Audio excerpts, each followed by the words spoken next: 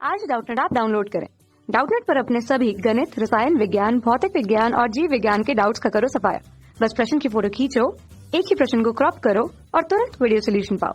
अभी डाउनलोड करें। नमस्कार दोस्तों, दिया गया प्रश्न है दो संकेंद्री तथा परस्पर लंबवत तलों में रखे वृत्तीय लूपों जिनमें से प्रत्येक की त्रिज्या कितनी दी गई है, आर दी गई है। उसमें क्या होगी दोस्तों, समान धारा आई प्रवाहित करने पर चुंबकीय आघूर्ण एम बराबर से क्या दिया जाता है, √m1 का स्क्वायर प्लस m2 का स्क्वायर दिया जा रहा है।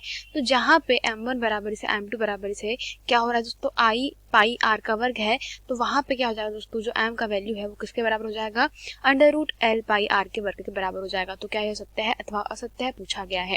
ठीक है, सत्य है अथवा असत्य है यह पूछा गया है। तो प्रश्न के अनुसार दोस्तों हम लोग जानते हैं कि अगर मान लें दोस्तों हमारे पास में पहले वृत्तीय लूप के कारण चुंबकीय आघूर्ण m1 है और दूसरे वृत्त के कारण चुंबकीय आघूर्ण m2 है, तो m1 तथा m2 क्या होता है दोस्तों, वह होता है IA। ठीक है, इसको भी हम लोग लिखेंगे IA, क्योंकि दोनों की त्रिज्याएं कैसी है, बराबर है, तथा साथ ही साथ क्या हो रहा है दोस्तों कि इनमें धारा भी समान प्रवाहित हो रही है। तो इसलिए मैंने इसके जो दोस्तों m1 तथा m2 का जो वैल्यू लिखा है वो कितना हो जाएगा, IA के बराबर हो जाएगा। ठीक है, और वह कैसी है दोस्तों, यह परस्पर लंबवत तलों में रखी गई है, अर्थात m1 और m2 के मध्य में बनने वाला कोण थीटा कितना हो जाएगा, वह हो जाएगा 90 अंश। तो अगर हम लोग दोस्तों इसका परिणामी निकालते हैं तो परिणामी किस प्रकार निकाला जाता है, वह हो जाएगा m बराबर से अंडर रूट में क्या हो जाएगा दोस्तों, अंडर रूट में लिखेंगे हम लोग किसको, यह लिखेंगे m1 का वर्ग धन क्या हो जाएगा, m2 का वर्ग धन m1 2m1 m2 cos theta. ठीक है, तो यहाँ से थीटा का वैल्यू कितना है दोस्तों, theta is equal to 90 degree, तो कॉस 90 कितना होता है, 0 हो जाएगा। तो यहाँ से हम लोग लिख सकते हैं m बराबर इसे अंडर रूट में क्या हो जाएगा, यह m1 का वर्ग धन क्या हो जाएगा हमारे पास में m2 का वर्ग।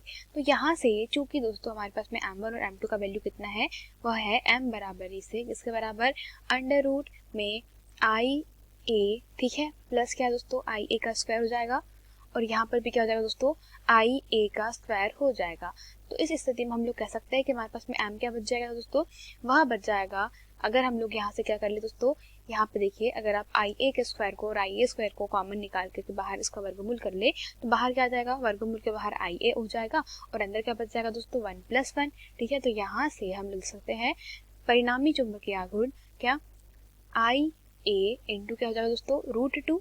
ठीक है, और चूंकि दोस्तों यहाँ पर जो हमारे पास में क्षेत्रफल हो जाएगा, क्योंकि त्रिज्या कितनी दी गई है, r दी गई है, स्मॉल r, तो पाई r का स्क्वायर क्या हो जाएगा, हमारे पास में क्षेत्रफल हो जाएगा।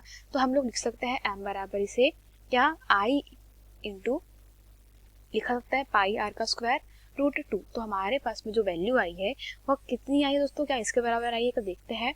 तो हमारे पास में जो वैल्यू आई है दोस्तों चुंबकीय आघूर्ण की, वह आई है किसके बराबर, m बराबर इसे √l पाई r के स्क्वायर के बराबर।